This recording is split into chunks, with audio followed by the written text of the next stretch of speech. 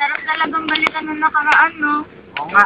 Lalo ng mga high school days natin. Oo nga. Nakakamiss yun. Nako. Sobra. Oo nga. Lalo na yung mga kalokohan nyo.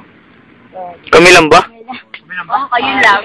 Eh, yung mga napag-aralan natin, naaalala nyo pa ba? Ngayon!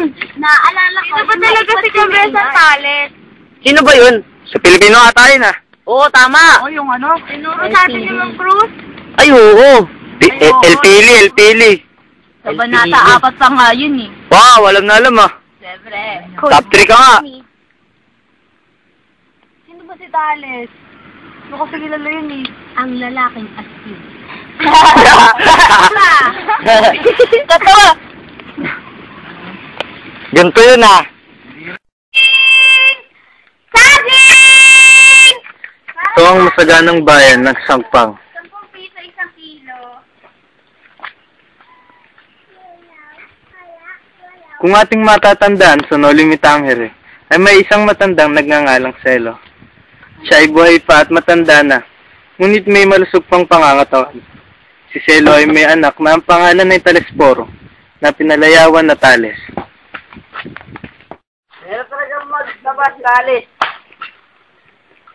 Oo nga, sinabi mo pa. Lalo na hindi mo sariling lupa ang tinatabasan.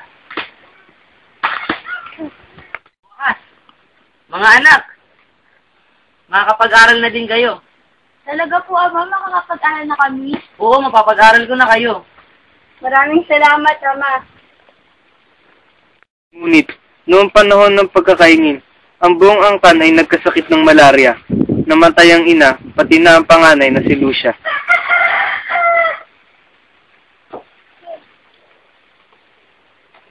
Marahil ang Diyos ng gubat ay nagiganti. Gandang araw, Tales.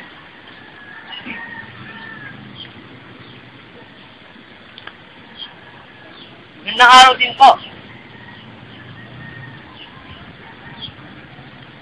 Ano po't kayo na pa rito? Ang hindi pa sila saka, ay pag mo may-ari ng mga pare, kailangan mo magbayad ng buwis buwan. Ganun po ba? Ito na po. Ano na kami? Sige po.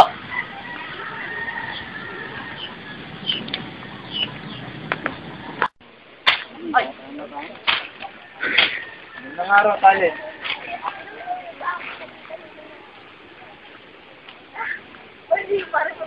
Magandang araw din po. Ba't po kayo naparito muli? Ang buwis.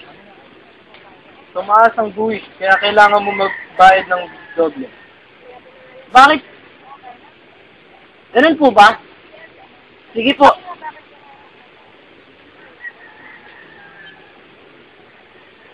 Ano po? Kami nga,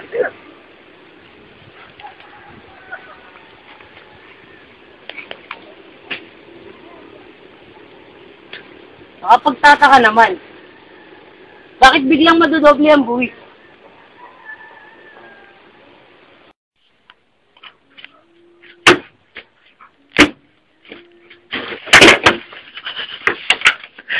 O bakit na naman?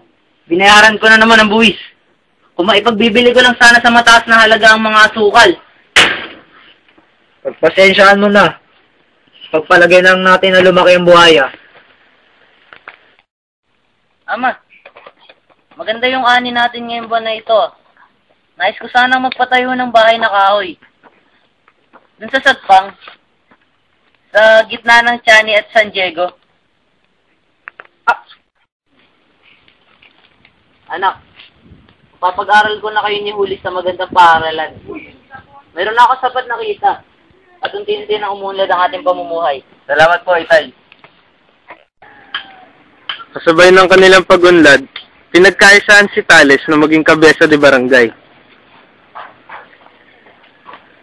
Oh! Saan po kayo para roon? Tales, butit nagkita tayo. Papunta sana ako sa inyong tahanan upang sabihin sa iyo magandang balita. Ano pong magandang balita yun? Tales, magmula sa araw na ito, ikaw ang kabesa de barangay ng ating bayan.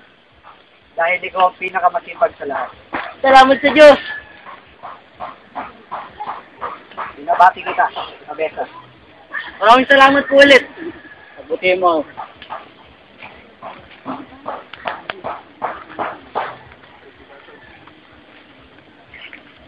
Magandang araw po, Kabesa Tales. Magandang araw din. Binabati po namin kayo sa pagiging kabesa de barangay ng ating bayan. Maraming salamat sa inyo. Maraming salamat. Mauna na po kami.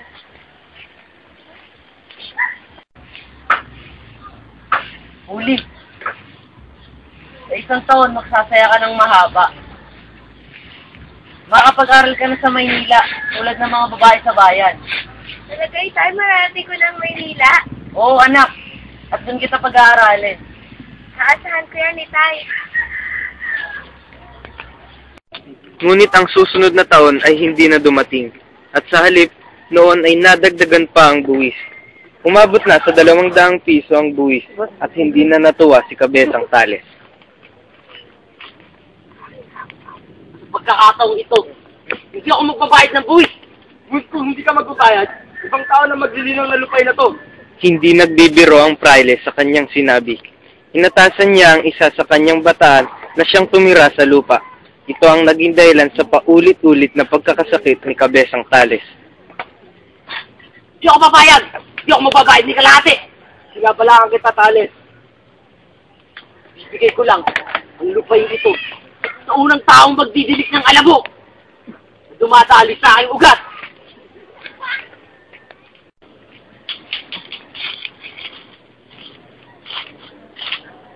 Ama.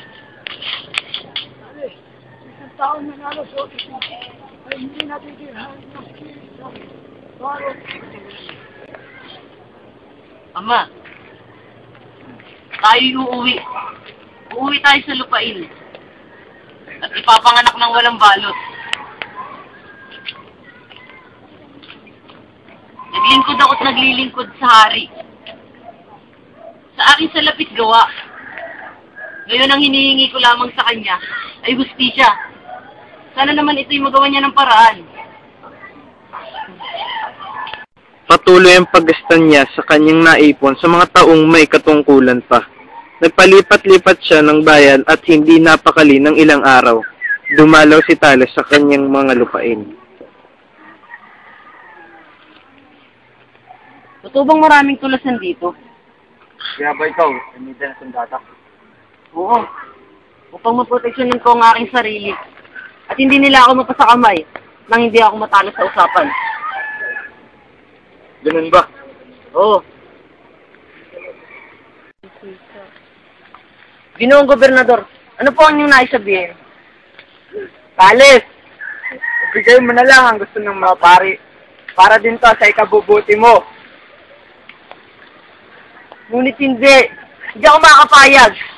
Ang lupaing ito, dugot pawis, asawa't anak ko namatay rito.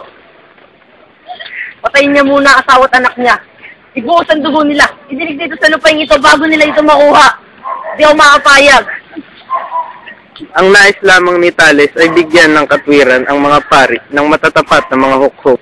Ngunit bigo siyang gawin ito. Natalo siya sa kanilang usapin. Ginoong Gobernador, hindi ako titigil. Hindi ako titigil hanggat hindi nakapapangatwiranan ng mga pare. Gayun may patuloy pa rin siya sa